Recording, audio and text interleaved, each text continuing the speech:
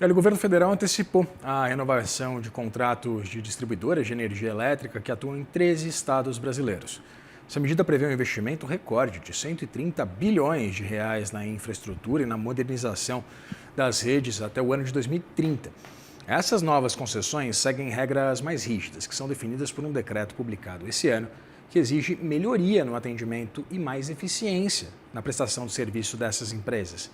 E sobre esse assunto, a gente conversa agora com a Joísa Dutra, nossa colunista da CNN Infra. Joísa, seja muito bem-vinda, é sempre um prazer receber você aqui. Boa tarde, Vitor. Prazer participar aqui. Joísa, eu queria começar te perguntando exatamente sobre essa perspectiva. A gente tem 13 renovações de concessões. Eu queria entender, a gente levar um assunto, inclusive, um pouquinho mais pop para a discussão, a Enel está de fora dessas concessões, mas eu queria entender dessa renovação das concessões. Eu queria entender se há, por parte da Enel ou de outras concessionárias que já detêm esses contratos de concessão, se há algum tipo de risco de judicialização dessa série de renovações, dessa batelada anunciada pelo governo federal. São 13 estados, 14 contratos, o total são 20 contratos de concessão, que são fruto da privatização do setor elétrico que ocorreu na segunda metade ali da década de 1990. Esses contratos, acredite, estão agora para expirar. O tema já vem sendo discutido há muitos anos. A gente já teve uma primeira tranche de renovação de concessões, mas aí de empresas que eram estatais lá em 2015. E agora, esse conjunto de empresas, que responde por quase 60% do mercado, teve finalmente uma decisão. Como você disse, ficaram de fora 3 concessionárias controladas pela holding Enel. No caso, São Paulo, que do ponto de vista técnico enfrentava já alguns desafios. A gente sabe que o processo é tenso, politizado, que culminou então com uma recomendação, uma decisão recente da ANEEL, que ainda precisa ser encaminhada ao Ministério, que não recomenda a renovação dessa concessão. E temos 2 outras que foram recomendadas pelo regulador, que no caso a Enel Ceará e a Enel Rio de Janeiro, que também não tiveram os seus contratos assinados na cerimônia que ocorreu na sexta-feira passada, dia 7 de maio. São muitos investimentos, o governo celebra, são 130 bilhões de reais de investimentos. Essas empresas têm uma série de desafios, como você colocou, não apenas colocar o consumidor no centro, algo que é uma narrativa que todos conhecemos, mas de promover investimentos em resiliência, em digitalização, condições para atendimento diferenciado em áreas vulneráveis, garantia também acesso universal nas áreas urbanas. São muitos desafios que ainda dependem de definições por parte do regulador. Tem uma agenda regulatória a ser detalhada, e essa agenda vai consumir tempo, vai consumir energia, muitos desafios aí. Luísa, a gente tem agora a perspectiva da renovação dessas concessões por 30 anos. E a gente está tendo uma discussão que eu acho bastante relevante a gente trazer para cá, que envolve esse uso, uma demanda maior por energia, principalmente com o Brasil tentando, pelo menos, se posicionar, tanto do ponto de vista regulatório, quanto, evidentemente, se posicionando do ponto de vista político também como um polo, um hub, para atração, por exemplo, de investimentos do setor de inteligência artificial, de todo esse arcabouço, essa infraestrutura para IA. Estou falando aqui dos data centers, por exemplo. Os ditames dessa decisão, dessa reconcessão por parte do governo, ele garante a segurança energética para que a gente se prepare para esse incremento da demanda, não só por causa da IA, mas também por causa dela? Um ponto super importante, até conecta um pouco com a reportagem anterior. Então, o que foi dito aqui na reportagem ali sobre a presidente da Petrobras e tudo, falando dos desafios que estamos se encontrando? É que a gente tem hoje um cenário mundial de guerras, a gente continua com a guerra na Ucrânia e agora temos a guerra no Golfo, e a gente tem um horizonte pela frente de muitas incertezas, ou seja, não vai ser um processo curto. Tem uma questão que alguns analistas estão repisando, ou pelo menos começa a ficar cada vez mais claro, que é a semelhança do que ocorreu na década de 1970. Uma crise talvez não seja suficiente, mas duas provoca mudança. Então, o que a gente tem hoje são as chamadas crises gêmeas, e o resultado dessa crise gêmea mais de longo prazo é, sim, um aumento da participação da eletricidade na matriz energética. Eletricidade.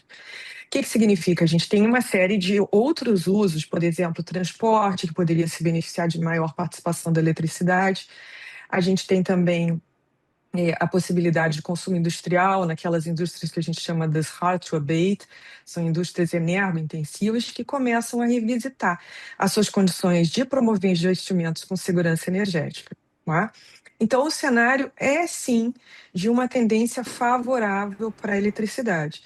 Essa decisão que vem agora, ela diz o seguinte: quais são as condições que devem pautar os investimentos nas décadas por vir para a prestação desses serviços de eletricidade. Então, nesse sentido, a agenda se conecta também com o que você falou.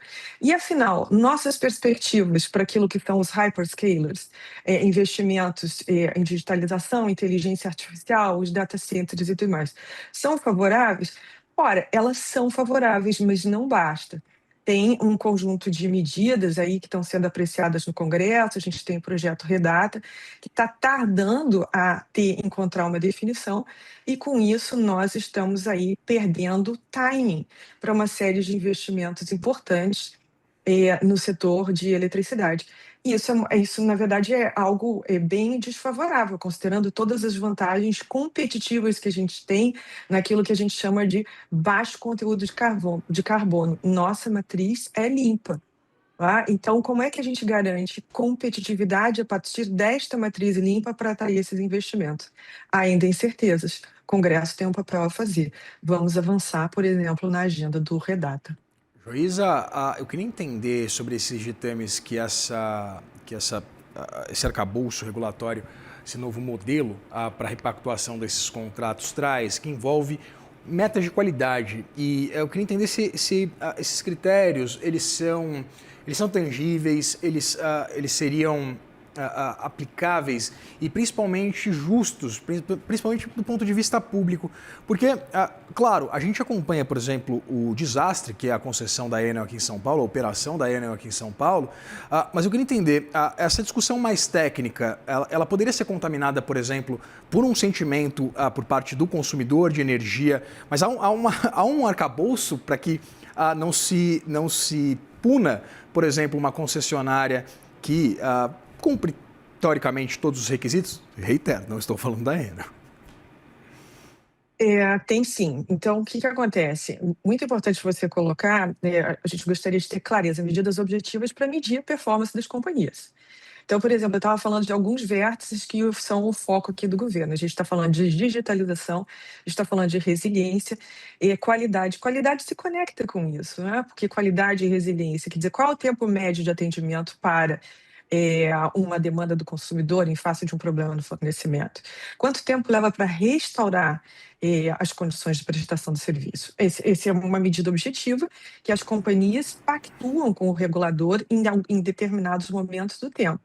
E aí, então, dado que a gente tem uma infraestrutura de medição, que nos mostra efetivamente quanto tempo o consumidor enfrenta problemas, seja na interrupção, ou seja, na frequência das interrupções ou na duração das interrupções no fornecimento, essas medidas vão permitir efetivamente avaliar o que está acontecendo.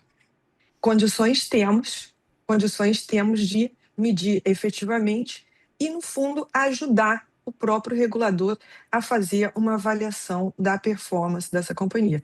O que a gente precisa sempre é dessa dimensão que a gente chama de verificável. Não basta apenas a gente observar uma dificuldade no fornecimento. A gente precisa ter condições efetivas de comprovar aquele problema para, assim, atribuir responsabilidades, penalidades e conseguir mudar o curso aqui da prestação de serviço. Para melhor. Perdão.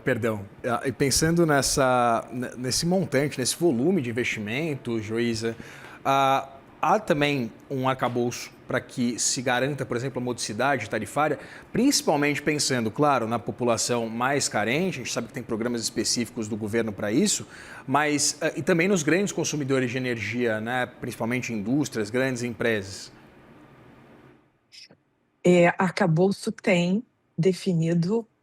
Não exatamente. Então, você está falando de duas dimensões, do ponto de vista do usuário, a residencial, baixa tensão, a capacidade de pagamento, e do ponto de vista da empresa, como é que a gente garante competitividade para essas companhias, né, para esses usuários, seja consumidores comerciais ou industriais. Bom, essa modicidade tarifária está na pauta, e o governo, o governo atual e o ministro Alexandre Silveira têm sido muito enfáticos em perseguir medidas efetivas para que isso ocorra, ou seja, para entregar essa capacidade de pagamento, ou seja, a energia elétrica tem que caber no bolso do usuário. A tarefa não é fácil, porque nós estamos falando de um dilema.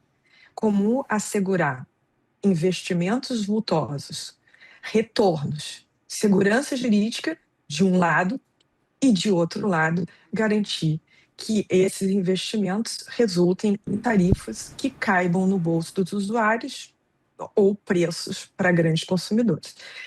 Essa discussão não se esgota aqui. Eu gosto bastante de um exemplo do Reino Unido, que no fundo foi um dos pioneiros dessas reformas que estão na base da indústria como a gente conhece, que começou a fazer uma discussão dizendo o seguinte: olha, os formuladores os políticos, os formuladores de política, governo, eles vão ter que ser claros para garantir, para informar o consumidor que investimentos são necessários para entregar a infraestrutura que nós precisamos, mas esses investimentos exigem retornos compatíveis. A gente não pode ter oportunismo político aqui. E agora, isso é super importante, porque se avizinham eleições presidenciais, e a gente gostaria que essa medida da renovação de concessões, ela garantisse aí essa clareza nesse futuro. Como a gente disse, a gente vai ter que ser vigilante na forma como o regulador vai detalhar as regras que estão no decreto de 2024 e implementá-las. Você vê que esse é um tema que a gente até tem trazido aqui, a gente já tem pressões de tarifas aqui ocorrendo, o governo buscando medidas, você tem muita razão em enfatizar, não vai ser fácil, esse é o começo da história. É um bom começo para a maior parte das concessionárias. Juiz, a gente não pode deixar, né, evidentemente, essa discussão, que é uma discussão técnica, ser contaminada por aspectos políticos. Conversei com Joísa Dutra, nossa colunista da CNN Infra. Joísa, sempre um prazer dividir tela com você. Muito obrigado. Muito obrigada, Vitor. Boa tarde. Você também.